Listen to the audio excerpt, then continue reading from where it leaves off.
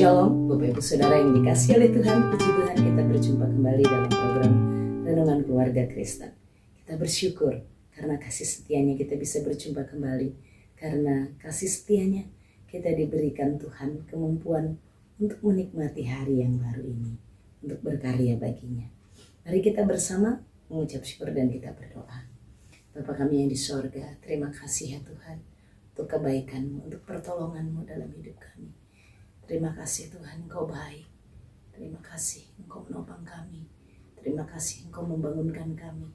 Terima kasih Engkau beri kesempatan untuk kami istirahat. Terima kasih Tuhan Yesus. Terima kasih. Kami bersyukur. Kami bersyukur. Terima kasih Tuhan. Kami mohon Tuhan menolong kami hari ini. Memberkati kami dengan firman-Mu ini. Demi nama Tuhan Yesus Kristus. Amin. Bapak Ibu Saudara yang dikasihi oleh Tuhan, hari ini perikop renungan kita terambil dari Yeremia pasal 32. Yeremia pasal 32, saya akan membacakan bagian firman Tuhan ini untuk kita dari ayat yang pertama sampai dengan ayatnya yang ke-9. Demikianlah firman Tuhan. Yeremia pasal 32 ayat 1 sampai 9. Firman yang datang dari Tuhan kepada Yeremia dalam tahun yang ke-10 pemerintahan Sedekia, Raja Yehuda. Itulah tahun yang ke-18 pemerintahan Nebukadnezar. Pada waktu itu, tentara Raja Babel mengepung Yerusalem dan Nabi Yeremia ditahan di pelataran penjagaan yang ada di istana Raja Yehuda. Sebab Sedekia Raja Yehuda telah menahan dia di sana dengan tuduhan, "Mengapa engkau bernubuat? Beginilah firman Tuhan, sesungguhnya aku akan menyerahkan kota ini ke dalam tangan Raja Babel supaya ia mendudukinya." Sedekia Raja Yehuda tidak akan luput dari tangan orang Kasdim, melainkan pasti akan diserahkan ke dalam tangan Raja Babel. Sehingga ia berbicara dengan dia mulut sama mulut dan melihat dia mata sama mata. Sedekia akan dibawanya ke Babel dan di sanalah ia akan tinggal sampai aku memperhatikannya. Demikianlah firman Tuhan. Apabila kamu berperang melawan orang Kasdim, kamu tidak akan beruntung. Berkatalah Yeremia, firman Tuhan datang kepadaku, bunyinya. Sesungguhnya Hanameel, anak Salum pamanmu akan datang kepadamu dengan usul, belilah ladangku yang di Anatot itu, sebab engkaulah yang mempunyai hak tebus untuk membelinya. Kemudian sesuai dengan firman Tuhan, datanglah Hanameel, anak pamanku, kepadaku di pelataran penjagaan dan mengusulkan kepadaku, belilah ladangku yang di Anatot di daerah Benyamin itu, sebab engkaulah yang mempunyai hak milik dan hak tebus. Belilah itu, maka taulah aku bahwa itu adalah firman Tuhan. Jadi aku membeli ladang yang di Anatot itu dari Hanameel, anak pamanku, dan menimbang uang baginya 17 sikal perak. Amin. Bapak Ibu Saudara yang dikasihi oleh Tuhan, pada hari ini kita akan bersama-sama belajar tentang adanya pengharapan di tengah penderitaan, adanya pengharapan di tengah pergumulan, di tengah penderitaan yang ada, yang terjadi di Israel, khususnya di Yehuda, di wilayah Yerusalem, di mana Yeremia melayani, di mana anak-anak Tuhan atau umat Tuhan ada di sana. Situasi sangat jelas dituliskan di dalam pasal 32, situasi yang terjadi. Masa itu adalah tahun 587, masa mendekati masa pembuangan. Israel, Yerusalem sedang berada di kepungan Nebukadnezar, dikepung. Bapak Ibu Saudara, mereka sedang tidak baik-baik saja ya. Situasi mereka dikepung. Jadi di luar tembok Yerusalem itu Nebukadnezar sudah bersiap-siap untuk menyerang mereka dan mereka sudah tidak bisa berbuat apa-apa lagi. Alkitab menjelaskan dalam bagian yang lain mereka sedang dalam masa kelaparan, sedang dalam masa yang sangat sulit. Ini sebentar lagi nih ya, karena tahun 586 mereka akan dihancurkan, dibakar ya. Dan situasinya digambarkan dengan jelas. Yeremia sedang ada di dalam penangkapan, di dalam ayat yang kedua bagaimana saat Yeremia itu ditahan di pelataran penjagaan yang ada di istana Yehuda. Di pelataran penjagaan. Dia di sana ditahan. Siapa yang menahan? Sedekia. Karena dia telah menyampaikan kebenaran. Dan dalam situasi yang sedang ditahan itulah firman Tuhan datang kepada Yeremia. Menegaskan kembali lagi akan adanya penangkapan terhadap Sedekia yang akan dibawa ke Babel, yang akan dibuang. Di tengah-tengah situasi yang sudah ditahan, Tuhan kembali mengingatkan, Tuhan kembali berfirman kepada Yeremia untuk berkata bahwa Sedekia ini akan ditangkap, akan dibuang. Sampai nanti Tuhan memperhatikan. Perhatikanlah ya, ada kalimat sampai Tuhan memperhatikan. Bahwa sesungguhnya akan ada tetap perhatian Allah di tengah-tengah penderitaan itu. Yang pertama, penderitaan Allah itu dinyatakan dalam pemberitaan ini. Bagaimana memang mereka akan dibuang, mereka akan dihukum, tapi mereka tetap akan menikmati yang namanya perhatian Tuhan. Dan perhatian Tuhan ini kembali ditegaskan dengan perintah yang kedua yang Tuhan sampaikan kepada Yeremia supaya Yeremia menebus tanah keluarganya yang ada di Anatot di tanah Benyamin. Sepupu Yeremia datang yang bernama Hanameel. Sebelumnya Tuhan memberitahu nanti sepupumu akan datang, Hanameel anak pamanmu Salum akan datang dan memberitahu kepadamu supaya engkau menebus kembali.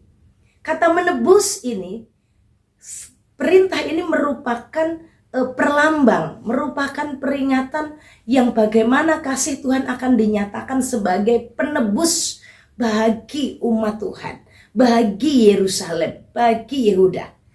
Dalam kondisi Yeremia sedang ditahan di pelataran istana itu, Tuhan berikan perintah.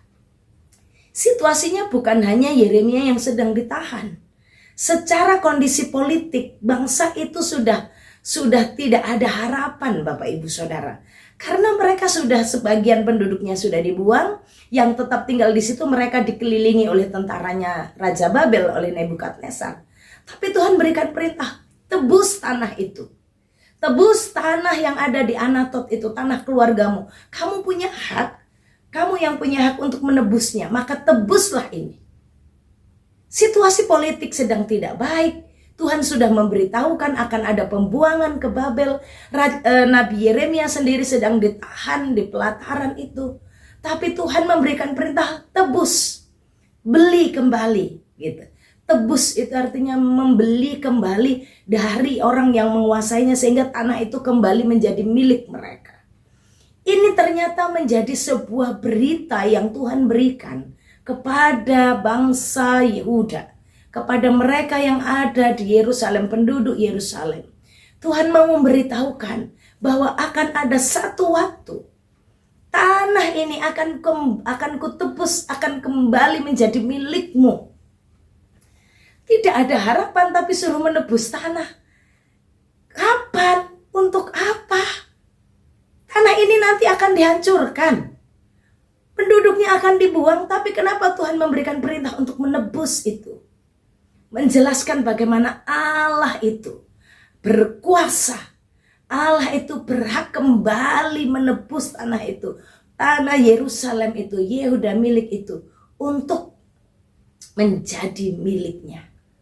Bapak Ibu Saudara, penebusan yang dilakukan oleh Yeremia. Dilakukannya dalam ayatnya yang ke-9, jadi aku membeli ladang yang di Anatot itu dari Hanameel. Tuhan memberitahukan bagaimana Allah akan bertindak, memberikan pengharapan bagi umat yang tertawan itu dengan sebuah tindakan, yaitu penebusan. Yesus Kristus lahir ke dunia, datang menjadi manusia dalam daging, dan Allah menjadikan nubuatan ini nyata. Yesus Kristus menjadi penebus saya dan Bapak Ibu Saudara semuanya.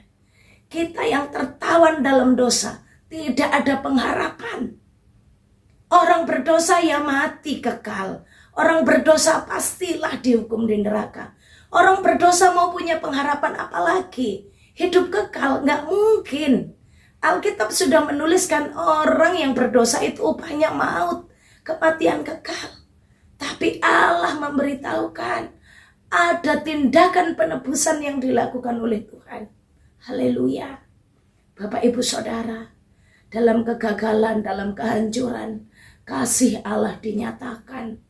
Tuhan Yesus Kristus bukan hanya bertindak dalam situasi sulit kita, saat kita tidak punya makanan, saat kita memiliki kebutuhan dan mungkin sampai hari ini kita belum bisa membayar sesuatu, kita dalam kesulitan ekonomi atau apapun itu.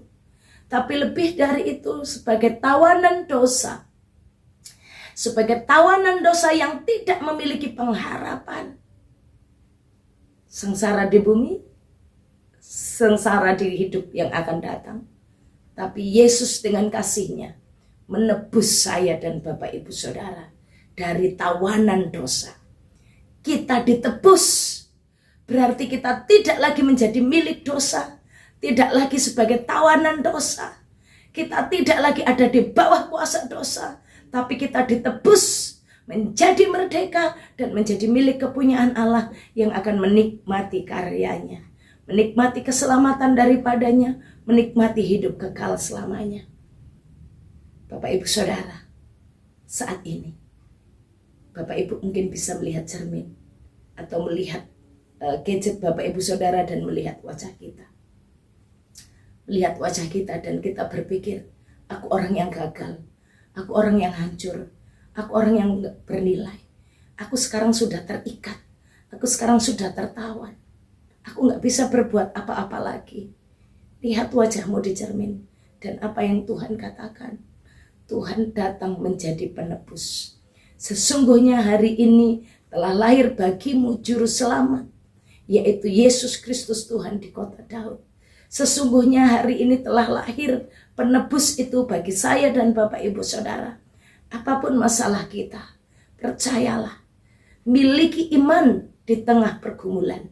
Miliki kepercayaan bahwa di dalam kehancuran, kegagalan, dan keberdosaan, Tuhan memberikan keselamatan.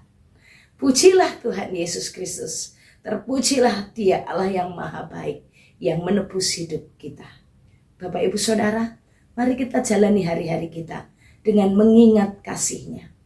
Ingat kasih-Nya, ingat kebaikan-Nya dalam segala situasi dan keadaan. Dia Allah yang mengasihi kita, Allah yang menyelamatkan kita, Allah yang menebus kita, Allah sumber pengharapan di tengah penderitaan. Mari kita berdoa. Tuhan Yesus, terima kasih. Tuhan mengingatkan kami untuk hari ini memiliki iman di tengah tantangan yang ada. Di tengah kesulitan dan di tengah pergumulan, kami mendapatkan kabar kebahagiaan bahwa Engkau Yesus Kristus telah lahir dan Engkau menjadi penyelamat bagi kami. Terima kasih, hidup kami di bumi Engkau perhatikan dan hidup yang akan datang Engkau pikirkan. Terima kasih Engkau mau mati bagi kami, bangkit bagi kami, dan menyelamatkan kami, menyiapkan tempat bagi kami di sorga. Terima kasih Tuhan, kami bersyukur. Tuhan Yesus, tolonglah kami agar kami menjalani hari-hari kami bukan sebagai pribadi yang putus asa, bukan pribadi yang putus harap, karena kami punya Tuhan yang baik, punya belas kasih dan penyelamat bagi kami. Demi nama Tuhan Yesus Kristus. Arahkan hatimu kepada Tuhan dan terimalah berkat-Nya. Tuhan memberkati engkau dan melindungi engkau. Tuhan menyinari engkau dengan wajah-Nya dan beri engkau kasih karunia. Tuhan menghadapkan wajah-Nya kepadamu dan beri engkau damai sejahtera dari sekarang sampai selamanya. Amin. Shalom, Tuhan Yesus